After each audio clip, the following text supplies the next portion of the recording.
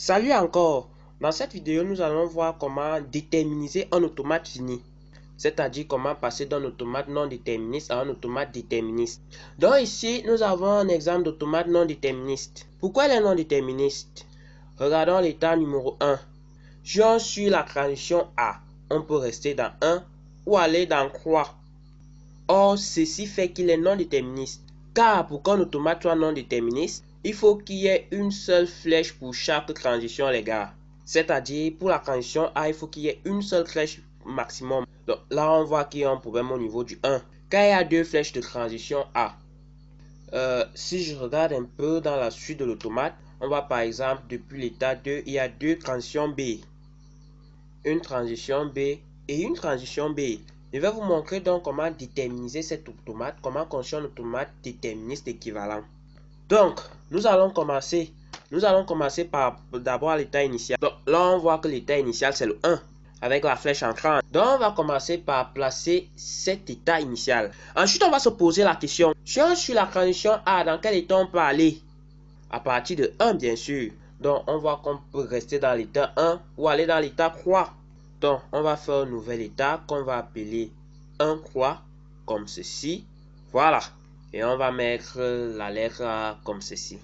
Ensuite, on va se poser la même question pour la transition B.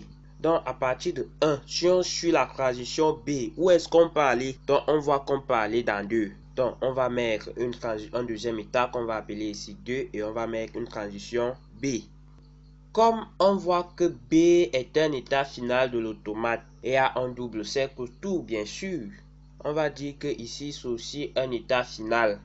Ensuite, si nous revenons donc à l'état 1 croix, ensuite on va se poser la question à partir de l'état 1 et l'état croix, si on suit la transition A, où est-ce qu'on peut aller?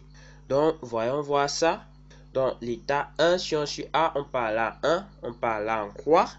C'est un peu... Et donc, à partir de l'état croix, si on suit le A, on peut aller en 4.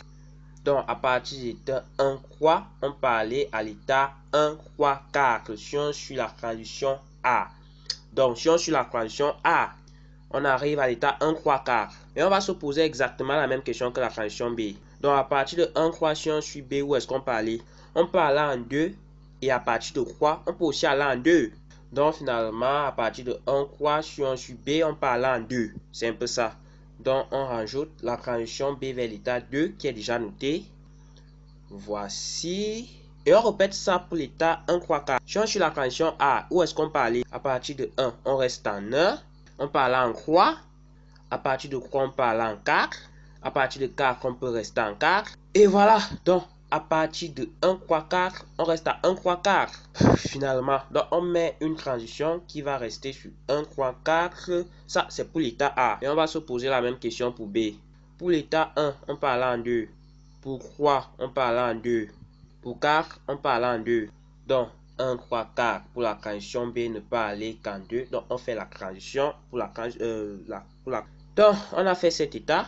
Donc, il faut voir à partir de 2. Donc, à partir de 2, si on suit la transition A, on voit qu'il n'y a pas de transition A. Maintenant, si on suit la transition B, on peut aller en 1. On peut aller en 4. Donc, on va faire un nouvel état qu'on va noter 1 4. Voilà. Et ça, on a dit que c'était pour B. Ensuite, on a un nouvel état qui s'appelle 1 4. Donc, il faut qu'on fasse la même chose. Donc, à partir de 1 ou de 4, si on suit A, où est-ce qu'on peut aller? Donc, on peut aller en 1, en croix. Et pour 4, on peut rester en 4. Donc, ça nous amènerait à 1 croix 4. Donc, on fait une transition vers 1 croix 4. Comme ceci. Voilà. Et on va faire... Bon, on se pose la même question pour B, n'est-ce pas? Donc, à partir de 1 4, si on suit B, on peut aller en 2. Et on peut aller en 2. Finalement, on ne peut qu'aller qu'en 2. Donc, on ajoute une transition à partir de 1 4 qui va en 2. Comme ceci. Et qu'on va noter B. Donc, les gars, là, il me semble qu'on a fait le tour des transitions. Et donc, là, on a un automate fini, déterministe, équivalent à l'automate fini, non déterministe, qu'on avait au début. Donc, voilà, j'espère que vous avez apprécié cette vidéo. Il y en aura d'autres dans le même style pour l'apprentissage. Et vous dis à bientôt pour la prochaine vidéo.